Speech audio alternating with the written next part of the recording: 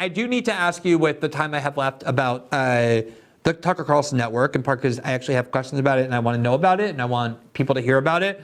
So let me just begin by asking you, like, what is the core idea of this and what is it that you decided you wanted to do that isn't readily available or being done by other people with this new network?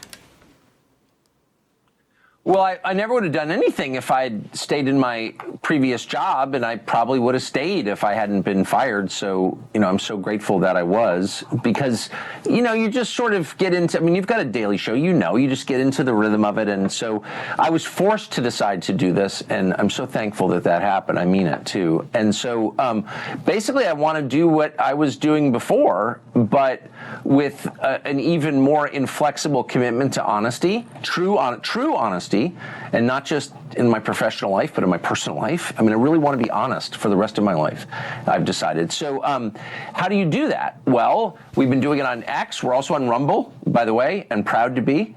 The guy who runs Rumble, obviously you know him very well, Chris Pavlovsky, is really one of the good people in the world and certainly one of the best people in media, so I'm proud of that. But it really comes down to the question, like, how do you pay for a staff? Because we took most of our staff from Fox, and another thing I'm truly grateful for every day, the best people. But how do you do it in a way that's invulnerable, that's protected? We're about to enter into real volatility, in my opinion, over the next 12 months. You can't have an advertising model for that. And I've lived that for decades. You pay the bills with advertising, and Sleeping Giants or SPLC or, one of these groups, Media Matters, comes in and takes all your advertisers away, and then your business is done and you can't speak. So a subscription model, from my perspective, is necessary. And so we have a subscription model at tuckercarlson.com. We're putting a lot of stuff out for free, and then we're putting some stuff on that site. And we hope to cover the news and to do it kind of at a bigger scale. And we've got a lot of people working there. We're going to have a lot more working there. You want to hire reporters and have bureaus around the world to actually report on news, not just to do punditry, not just to opine, but also your show, but then a team of journalists.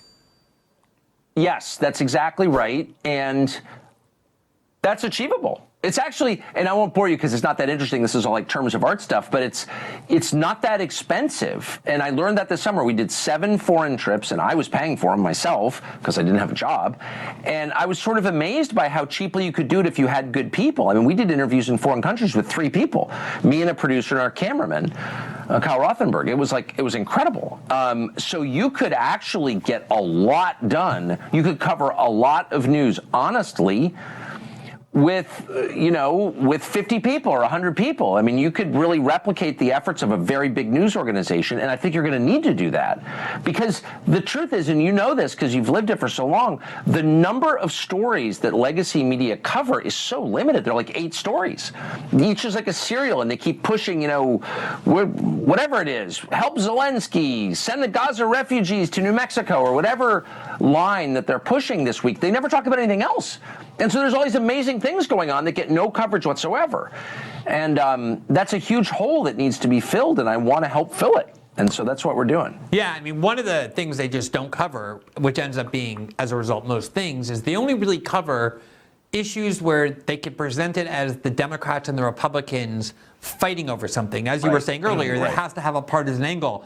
The reality is, almost all consequential policies in the United States have bipartisan support, though we hear constantly the 2 parties can't agree on anything. Yes. The reality is there's no disagreement, and so to these people who do cable news, either they don't see that these issues matter because the parties aren't arguing, so it must be such a clear consensus, or there's no benefit in covering it. So let me ask you that. Even though I'm a huge advocate of independent media, it's where I am. I probably wouldn't be here if I didn't have to leave The Intercept. I thought at the time it was a very tumultuous, bad thing in my life that I had to quit my own media outlet. It turned out to be the best thing that ever happened, just like you said before for you. But there are a couple of flaws in the model, or potential flaws in the model. One is that if you do rely on subscribers, there's that danger of audience capture, namely you know who your audience is, you know what they believe, and sometimes you may have to take positions that they don't want to hear, and the danger is that they may go away. You may lose your revenue as a result of doing that. And then the second one is that you also then have to talk about the things in which they're interested as opposed to things that you're trying to get them to be interested in. Have you thought about those challenges and how to navigate those? I've thought about it so much. I've thought about that so much, and thankfully I have a lot of experience on this topic because I lived it for 14 years in my previous job. So I showed up there having worked at other networks, a number of other networks, and they had they were the dominant news business in the United States when I showed up. I mean, I didn't make that company, far from it. I arrived, it was already really successful. And they had trained their audience on what the storylines were. And I was kind of on board for most of them. That's why they hired me. But there was a big one that I really dissented on, and that was foreign policy. I just was not on board with the neocon agenda at all. In fact, I found it disgusting and very, very contrary to the interests of the United States.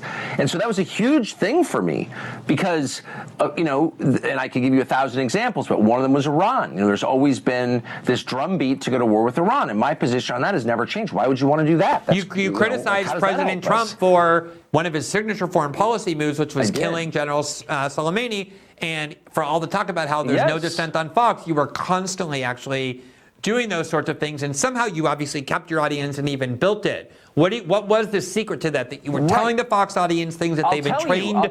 Go ahead. Exactly. And so I actually went systematically through our contributors at the company, and there's a public record of this, I'm not making it up, and I would invite them on, and they were people our audience had been trained to really love and trust, and I would debate them. And some of those debates were really tough. I mean, John Bolton, I felt like I was going to get in a fist fight with the guy on the set. And he was paid by the company. I mean, he was an employee of the company. And I think, I would let the audience decide, who do you think is right? He could not defend his positions. None of them could. And they all left.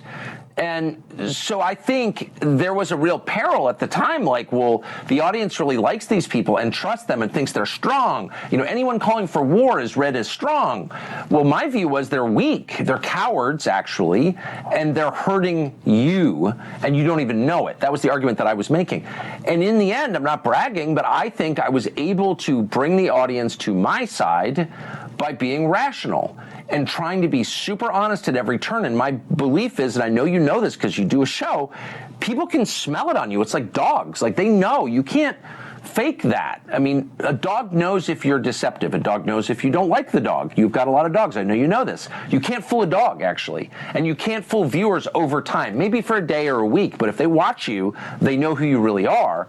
And so I think I won those arguments. And by the time I left, and I mean, Ukraine was the hardest of all. Our audience was totally on Ukraine's side. And I kept it up. We didn't lose audience share at all. And so were the hosts on all sides of you. It would be like 3 hours of pro-Ukraine, Tucker Carlson against it, more pro-Ukraine stuff. And you carved out this hour of dissent where your audience ultimately went with you on it, which is why they were happy when you were gone. Well, exactly. So you can't, in other words, I don't think the audience tunes in to have them, to have you give them the finger. I don't think that. They don't want you to hate them, and I don't hate them. Of course, I love them. But they also want to be taught and led. Like, that's your job. Your job is not to repeat back to people what they want to believe. Your job is they're busy, they're working. My whole profession is to sit in the middle of the day and take a sauna and think about this stuff. That's what I do for a living. So there's the expectation that you're going to teach them something, try to convince them of something, try to lead in a sense. I'm not a leader of anybody. I'm just a talk show host, but in a moral sense, like to take a position that other people won't take and to explain why you're taking it and to bring them over. And that works. Well, I'll just say one last thing. When we started doing these Ukraine segments, which were pretty tough, I had a gut level dislike for Zelensky just from watching him. I said, this guy's bad. I could just feel it. And I said it. And people were very offended. And there was a sense that in the company that we were going to lose a lot of audience share over this. And by the end, by the week I left, our Ukraine segments were the highest rated segments we did, which is a pretty good measure, I think. And so you can bring people to your side as long as you're reasonable and sympathetic to them. You're not judging them. They have a different view. You're not mad at them about that. You're not going to call them Nazis or Putin sympathizers. You just tell them what you think and reason it out for them and take your time, and you can easily win people to your side. It's not hard. Thanks for watching this clip from System Update, our live show that airs every Monday through Friday at 7 p.m. Eastern exclusively on Rumble. You can catch the full nightly shows live or view the backlog of episodes for free on our Rumble page. You can also find full episodes the morning after they air across all major podcasting platforms, including Spotify and Apple. All the information you need is linked below. We hope to see you there.